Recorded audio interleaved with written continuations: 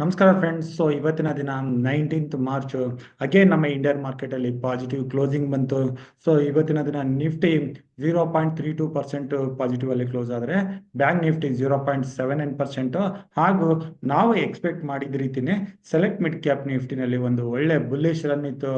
Select mid cap Nifty 1.88% ಅಷ್ಟು positive ಅಲ್ಲಿ close ಆಯಿತು. ಈಗ ನಾವು ಈ ವಿಡಿಯೋದಲ್ಲಿ 20th ಮಾರ್ಚ್ ನಿಫ್ಟಿ ಎಕ್ಸ್ಪೈರಿ ದಿನದ ಟ್ರೇಡಿಂಗ್ ಅನಾಲಿಸಿಸ್ ಮಾಡೋಣ. ಅದಕ್ಕಿಂತ ಮುಂಚೆ ನಿಮ್ಗೆಲ್ಲ ತಿಳಿದಿರ್ಬೋದು, ನಾನು ರಿಪೀಟ್ ಮಾಡ್ತೀನಿ. ಇವತ್ತಿನ ದಿನ ನಮ್ಮ ಇಂಡಿಯನ್ ಮಾರ್ಕೆಟ್ ಕ್ಲೋಸ್ ಆದ್ಮೇಲೆ US ಮಾರ್ಕೆಟ್ ಅಲ್ಲಿ US ಫೆಡ್ ರೇಟ್ ಬರೋದಿದೆ. ಪ್ರೀವಿಯಸ್ ಟೈಮ್ ಇಲ್ಲಿ ಯಾವುದೇ ಫೆಡ್ ರೇಟ್ ಚೇಂಜ್ ಮಾಡಿದ್ದಿಲ್ಲ. ಅಗೇನ್ ಇವತ್ತಿನ ದಿನ ಇಲ್ಲಿ US ಫೆಡ್ ಚೇರ್ಮನ್ ಪವೆಲರ್ ಮೇಲೆ ಕಣ್ಣಿರುತ್ತೆ. ಅವರು ಏನು ಹೇಳ್ತಾರೆ ಹಾಗೂ ಫೆಡ್ ರೇಟ್ ಬಗ್ಗೆ ಏನು ಡಿಸಿಷನ್ ತಗೋತಾರೆ ಅಂತ, ಅದ್ರ ಮೇಲೆ US ಮಾರ್ಕೆಟ್ ಅಲ್ಲದೆ ಗ್ಲೋಬಲ್ ಮಾರ್ಕೆಟ್ ಕೂಡ ರಿಯಾಕ್ಟ್ ಆಗುತ್ತೆ. ಅದನ್ನು ಕನ್ಸಿಡರ್ ಮಾಡಿ ನಾವು ಇಂಡಿಯನ್ ಮಾರ್ಕೆಟ್ ಓಪನ್ ಆಗಬೇಕಾದ್ರೆ 20th March gap up, gap down ಅಥವಾ ಮೇ ಬಿ ಸೈಡ್ ವೇಸ್ ಅಲ್ಲೂ ಓಪನ್ ಆಗ್ಬೋದು ಫ್ಲಾಟ್ ಅಲ್ಲಿ. ಹಾಗೆ ಓಪನ್ ಆದ್ಮೇಲೆ ಕನ್ಸಿಡರಿಂಗ್ US ಫೆಡ್ ರೇಟ್ ಹಾಗೂ ನಮ್ಮ ಇತರ ಪ್ಯಾರಾಮೀಟರ್ಸ್ ಹೇಗೆ ನಾವು ಪೊಸಿಷನ್ಸ್ ತಗೋಬಹುದು ಅಂತ ಈ ವಿಡಿಯೋದಲ್ಲಿ ನೋಡ್ತಾ ಹೋಗೋಣ.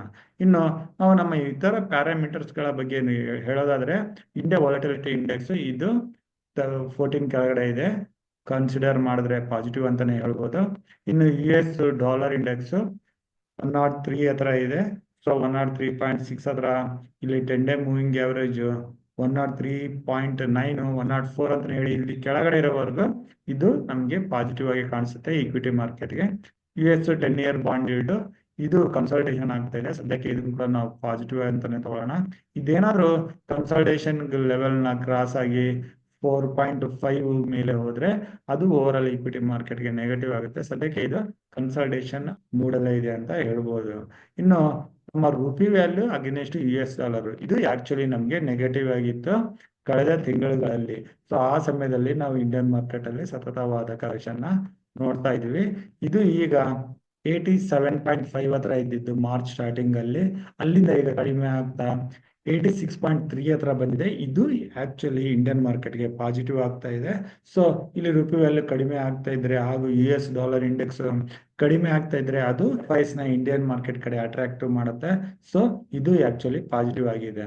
ಇನ್ನು ಬ್ರೆಂಟ್ ಕ್ರೂಡ್ ಆಯಿಲ್ ಕೂಡ 70 ಹತ್ರನೇ ಇರೋದು, ಇದು ಕೂಡ ಓವರ್ ಆಲ್ ಈಕ್ವಿಟಿ ಮಾರ್ಕೆಟ್ಗೆ ಪಾಸಿಟಿವ್ ಆಗಿದೆ.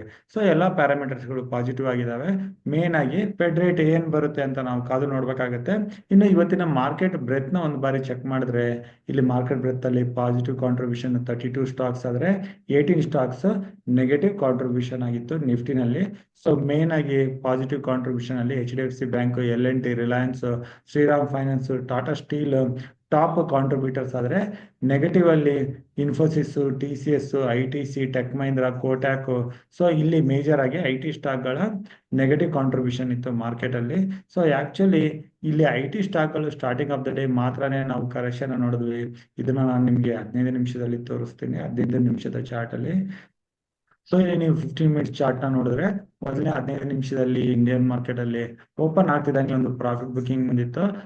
ಇಲ್ಲಿ ಮೇನ್ ಆಗಿ IT ಸ್ಟಾಕ್ ಗಳ ಕಾರಣದಿಂದ ಈ ರೀತಿ ಕರೆಕ್ಷನ್ ಬಂದಿತ್ತು. ಅಲ್ಲಿಂದ IT ಸ್ಟಾಕ್ ಗಳಲ್ಲಿ ಕೂಡ ಅಷ್ಟೇ ಆಗಿದ್ದಕ್ಕಾಗಿ ಮಾರ್ಕೆಟ್ ಅಲ್ಲಿ ನಿಧಾನವಾಗಿ ರಿಕವರಿ ಬಂತು. ಇನ್ನು 20th March expiry option chain ಯಾವ ರೀತಿ ಬಿಲ್ಟ್ ಆಗಿದೆ ಅಂತ ಇಲ್ಲಿ ನಾವು ನೋಡೋದಾದ್ರೆ, ಇಲ್ಲಿ ನಮಗೆ ಕ್ಲಿಯರ್ ಆಗಿ ಕಾಣ್ತಾ ಇದೆ. ಈಗ 22,900 ಒಂದು ಮೇಕರ್ ಬ್ರೇಕ್ ಲೆವೆಲ್ ಆಗಿದೆ. ಇದೇ ಲೆವೆಲ್ ಅಲ್ಲಿ ಕಾಲ್ ರೇಟರ್ಸ್, ಪುಟ್ ರೇಟರ್ಸ್ ಆಲ್ಮೋಸ್ಟ್ ಸಮ್ ಆಗಿದ್ದಾರೆ. ಇಮಿಡಿಯೇಟ್ ಆಗಿ ರೆಸಿಸ್ಟೆನ್ಸ್ ಹೈಯೆಸ್ಟ್ ಕಾಲ್ ರೇಟರ್ಸ್ ಇರೋದು 23,000 ಹತ್ರ.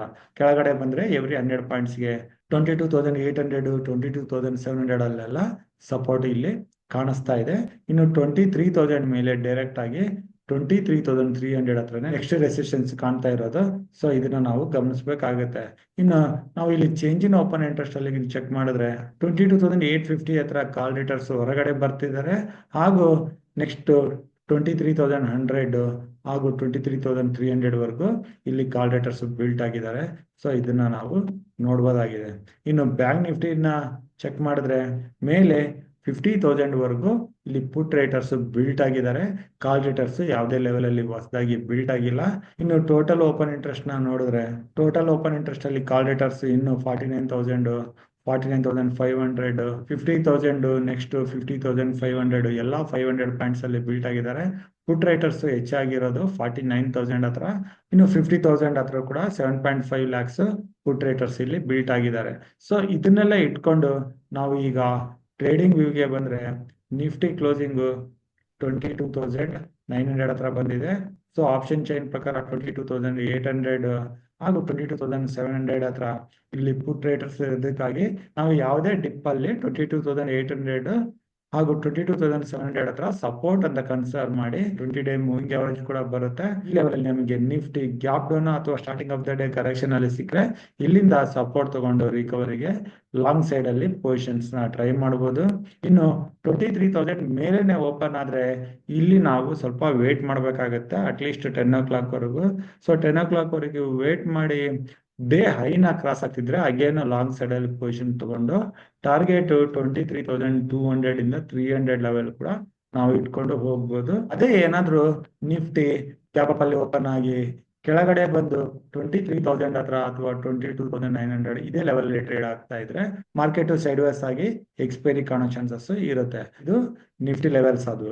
ಈಗ ಬ್ಯಾಂಕ್ ನಿಫ್ಟಿಗೆ ಬಂದ್ರೆ ಬ್ಯಾಂಕ್ ನಿಫ್ಟಿನಲ್ಲಿ 49,000 ಹತ್ರ ಮೇಜರ್ ಸಪೋರ್ಟ್ ಇದೆ as per option chain. So ಇಲ್ಲಿ ಕೂಡ ಯಾವ್ದಾದ್ರು ದೊಡ್ಡ ಗ್ಯಾಪ್ ಡೌನ್ ಆದ್ರೆ ಸೊ ಇಲ್ಲಿ 49,300 ಇಂದ 49,000 ಸಪೋರ್ಟ್ ಅಂತ ತಗೊಂಡು ಈ ಸಪೋರ್ಟ್ ಇಂದ ನಾವು ರಿಕವರಿ ನಲ್ಲಿ ಲಾಂಗ್ ಪೊಸಿಷನ್ಸ್ ನ ಟ್ರೈ ಮಾಡಬಹುದು. ಗ್ಯಾಪ್ ಅಪ್ ಅಲ್ಲಿ ಓಪನ್ ಆದ್ರೆ ಓನ್ಲಿ ನಿಫ್ಟಿ ಕಡೆ ಫೋಕಸ್ ಮಾಡೋಣ. ಇನ್ನು ಸೆಲೆಕ್ಟ್ ಮಿಡ್ ಕ್ಯಾಪ್ ನಿಫ್ಟಿಗೆ ಬಂದ್ರೆ ಸೆಲೆಕ್ಟ್ ಮಿಡ್ ಕ್ಯಾಪ್ ನಿಫ್ಟಿನಲ್ಲಿ ಆಲ್ರೆಡಿ ಇವತ್ತಿನ ದಿನ ಒಂದು ಒಳ್ಳೆ ಮೊಮೆಂಟಮ್ ಬಂದಿದೆ. ಸೊ ಇಲ್ಲಿ ನೆಕ್ಸ್ಟ್ ರೆಸಿಸ್ಟೆನ್ಸ್ 11,500 ಹತ್ರ ಇದೆ. ಸೊ ಈ ಲೆವೆಲ್ ಇಂದ ನೆಕ್ಸ್ಟ್ ಮೇಲೆ 150 ಪಾಯಿಂಟ್ಸ್ ರೆಸಿಸ್ಟೆನ್ಸ್, ಕೆಳಗಡೆ 200 ಪಾಯಿಂಟ್ಸ್ ಸಪೋರ್ಟ್ ಇರೋದಕ್ಕಾಗಿ ಸೊ ಇಲ್ಲಿ ನಾವು ಬೈ ಅಂಡ್ ಡಿಪ್ಸ್ ಆಗಿನೇ ಟ್ರೇಡ್ ಮಾಡಕ್ಕೆ ನೋಡ್ಬೋದು. ಯಾವುದೇ ಡಿಪ್ ಅಲ್ಲಿ ನಾವು ಸೆಲೆಕ್ಟ್ ಮಿಡ್ ಕ್ಯಾಪ್ ನಿಫ್ಟಿ ನಮಗೆ 11,100 ಇಂದ 150ಗೆ ಸಿಕ್ಕರೆ ಸೊ ಇಲ್ಲಿ ಸಪೋರ್ಟ್ ಇಂದ ರಿಕವರಿಗೆ ಲಾಂಗ್ ಪೊಸಿಷನ್ಸ್ ನ ಟ್ರೈ ಮಾಡ್ಬೋದು. ಇನ್ನು ಹತ್ತತ್ರ 11,500 ಹತ್ರ ಬರ್ತಿದ್ದಂಗೆ ಇಲ್ಲಿ ಪ್ರಾಫಿಟ್ ಬುಕ್ ನ ಮಾಡ್ಬೋದು. ಇನ್ನು 11,500 ಮೇಲೆ ಕ್ಲೋಸಿಂಗ್ ಕಂಡ್ರೆ ಅಗೇನ್ ನಾವು ಶುಕ್ರವಾರ ದಿನಕ್ಕೆ ಲಾಂಗ್ ಪೊಸಿಷನ್ ತೊಗೊಳಕ್ಕೆ ಯೋಚನೆ ಮಾಡಬಹುದು.